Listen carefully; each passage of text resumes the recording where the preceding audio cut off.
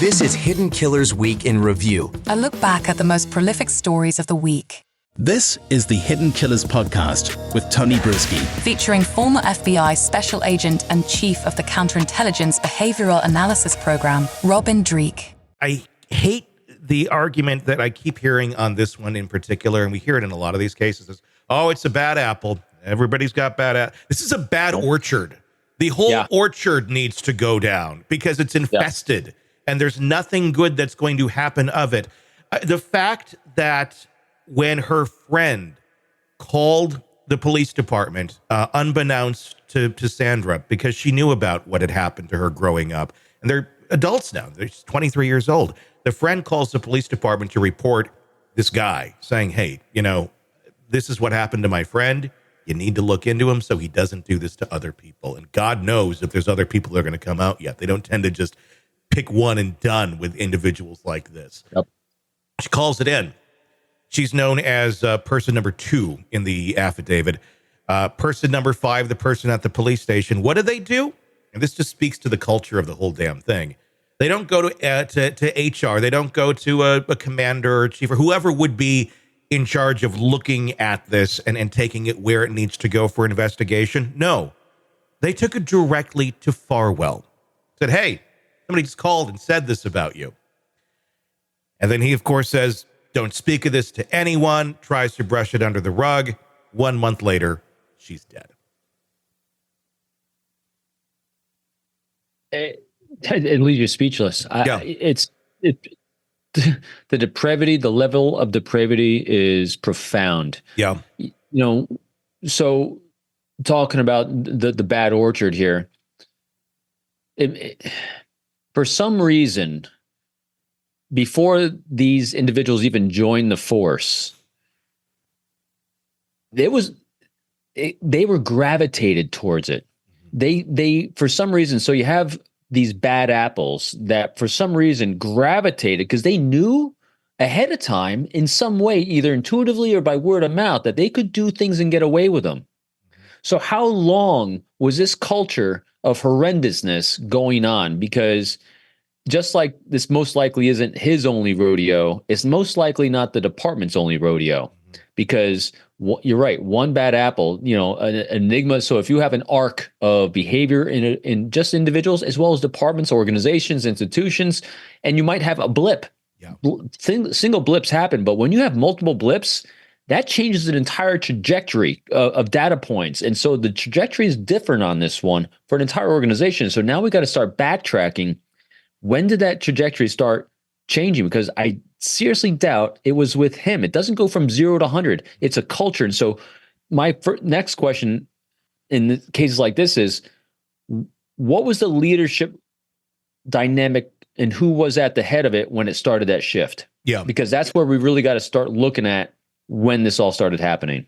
What's fascinating to me about this community and in Canton, right next door, is how much it seems the community is very frustrated with their law enforcement. I mean, we saw that example of all of that with Karen Reed, how quickly the community came out with pitchforks and torches right away for those officers right there.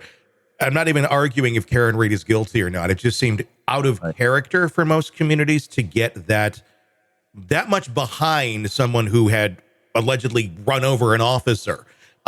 They were just ready to, she's free, no matter what, ignore the facts, ignore everything.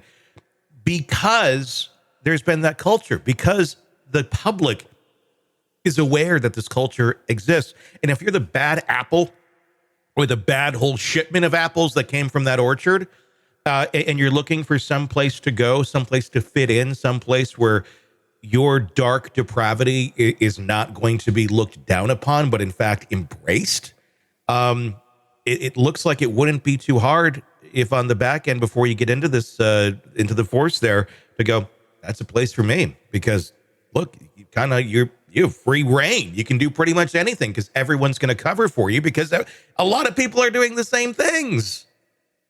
So here's, so let's do, again, conjecture. We don't live there. We don't see many things, but, we'll do our conjecture thought experiment on this. And this is the way human behavior works. and this is, people talk about positive and negative energy that people put out. Yeah. Okay, I'm not dismissing that, and it's very true. They have positive, negative energy, and those positive and negative energy vibes that you get from people can really affect a community. So it doesn't even require law enforcement to do anything or say anything that will set someone off, because they'll say, well, what did I ever say? What did I ever do? Mm-hmm. But here's the way it works. We all have experienced, I'm sure, in our lives, I have, maybe you have, Tony, too, where when you're around someone, you can tell when they're looking down on you. Maybe their head angle's a little bit higher. Maybe they're kind of tilted their head back and looking down their nose at you. A little bit of arrogance when talking to you because they have a sense of superiority that they're better than you. Sure.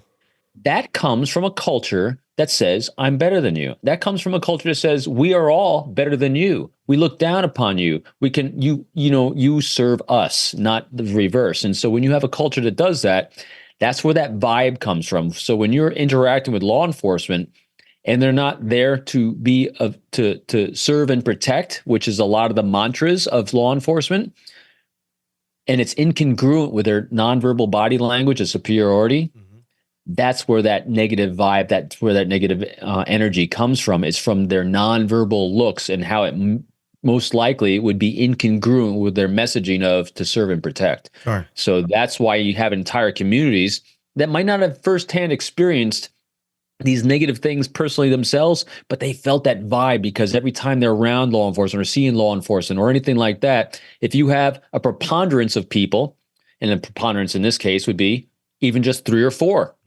that's a large number. Yeah. Because in here we have a department, because I'm not saying everyone is bad, absolutely not. Sure. But you might have a reversal where instead of one bad apple, you might only have 1 or 2 or a small handful of good apples, potentially. And so that's why you have a shift of that negative vibe. And that's where it comes from. It comes from those nonverbals that they're giving off.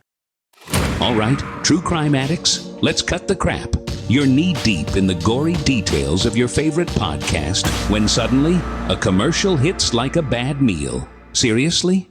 You deserve better. Upgrade to True Crime Today Premium Plus on Apple Podcasts, where you can binge without those annoying ads. Plus, get extended interviews that go deeper into the darkness and early access to episodes so you can be the first to know. It's like trading up from fast food to fine dining, but with more blood. So, go ahead. Search for True Crime Today Premium Plus on Apple Podcasts. Subscribe and feast on the good stuff.